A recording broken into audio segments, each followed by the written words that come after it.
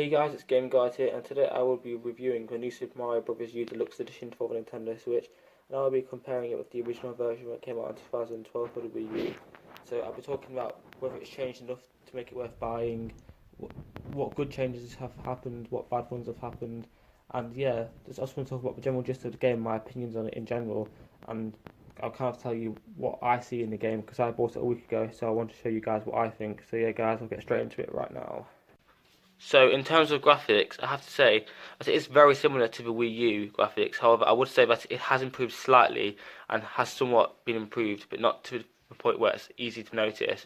So, in my opinion, the graphics is better, but not a lot better. So, if you are looking to buy this game because you think it'll be a lot better graphics, I suggest that there's no point really to it, in my opinion.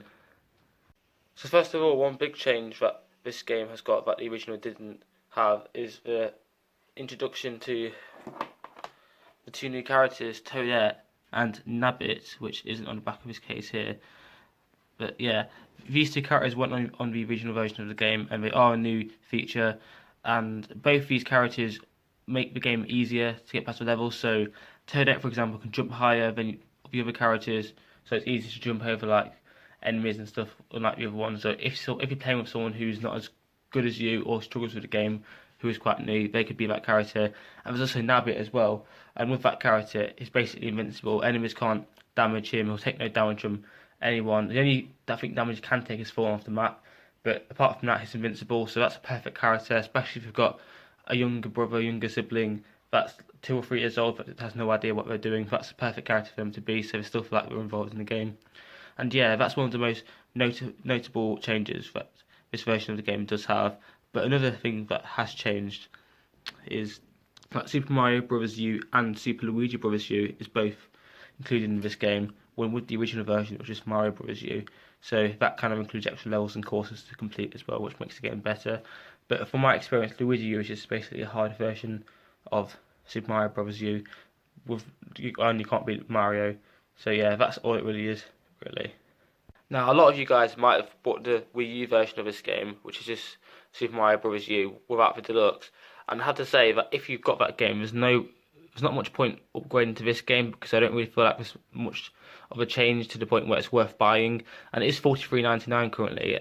So in my opinion, unless um the only reason you want to buy it is just for nostalgia, and thinking of selling your Wii U anyway, I'd highly suggest not even buying this game because although has improved, it's not improved dramatically like some other deluxe version games such as Mario Kart has. So in my opinion, Now, another only aspect to upgrade this game that's if different to if the you really, original really want version to is and that you're a there's mini diehard fan, games but and there's I recording wouldn't really battles you can do. recommend it, So even especially when you compete if with you've other not got levels, much there's still money. more stuff you can do to compete with your friends and family. So I guess they've kind of improved it somewhat in that respect. But in my opinion, it's not improved enough to kind of make you feel like you need to buy this game. I don't feel like it's an essential. I mean, sure, it is fun to play here and there, but it's a sort of game where once you complete it, there's not really much to do other than collect the coins, which I do have to say aren't really that hard to collect. So it depends on your personal preference, really. But in my opinion, it's not too much of a incentive to buy the game just for a few extra mini games. And the Luigi U version of the game that does come with it as well does have shorter levels, so it's still extra gameplay, but the levels are quite short, and I've heard it's quite easy to complete, so it won't really last for that long anyway. So, like, in my opinion, unlike other Mario games such as Mario Odyssey, um, this is quite a short game. Like, you complete it in 5 to 6 hours, whilst with a game like Mario Odyssey, it would take days to complete, and you've still got loads of other challenges to do. So, in terms of gameplay time, I'd say that it's really easy to finish, and it would get boring quite quickly. Now, the levels are pretty bland. They don't really have anything that stands out about them. If you look at the backgrounds of most of the levels, it's just like deserts, jungles, and stuff like that, really. Not really many levels stand out and kind of captivate you in to kind of make you feel interested. And lots of the level designs are quite basic, I have to say. And I feel like it's quite similar to the New Super Mario Bros. 2 3DS version, where it's a bit too easy and makes the people who play it bored very quickly. I feel like the best structure for the game would be similar to original Super Mario Bros. DS game because it's hard. It's fairly hard, but it's not too hard, and so you feel like when you get past a level, it's actually an accomplishment because it is a lot harder compared to, I'd say, this game. So yeah, that's another thing about the game I feel like is not up to scratch. But that is just my opinion, so obviously you guys can have a different opinion to me. Now, another thing with this game I found with both versions that came out for the Wii U and for Switch is the power-ups. When you go to those big mushroom houses to try and get some power-ups, there's not that many you can really get. You can only store a certain amount in your inventory at one given time, so it's hard to collect a very high number, like kind of a Wii, for example, because you can stack them in the same section together and go up to like 99. But on the Switch, I think it's like only like 10 to 12 items you can carry at one time, and it's quite annoying really because I don't really feel like there's much of an incentive to even go to one of those mushroom things. Yeah, that's my opinion.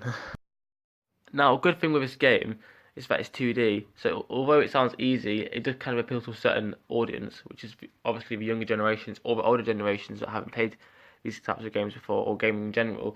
So it would feel quite fun for those people because it's introduced them to the gaming experience. However, for hardcore gamers, and I kind of have a feeling that most people that buy the Switch kind of are somewhat hardcore compared to the Wii U, anyway that is, would kind of get bored of it quickly, as I've already said. So overall, I'm not going to keep going on in my opinion, but the game's probably a 7 out of 10. It's good, it does what it intends to do. There's a somewhat improvement compared to the original version for the Wii U, but I feel like they could have added a bit more to make it a bit more better just to play in general, because otherwise there's not too much of a difference, and the people who would have bought it for the Wii U would feel like it's the same game. And I feel like the Nintendo only released this game because they've realised that not many people bought it for the Wii U, and I thought that they could get an easy cash grab for basically a game that's the same. That's my opinion anyway. If you guys have any different opinions, or if you agree with me, please be sure to comment down below what you think. If you have this game, I thought it would be a perfect opportunity to talk about the game because I've had it for a week now, so I've had the opportunity to play it a bit and see, like, get kind of a feel for it. So yeah, that's pretty much it, guys. But if you are new to the channel, please be sure to hit that like button, subscribe, and turn on notifications. I'm trying to hit 600 subscribers by the end of February, which is quite an optimistic goal, really, because I've not really been gaining many subs recently. But a man can dream, can't he? So yeah, guys, see you next time.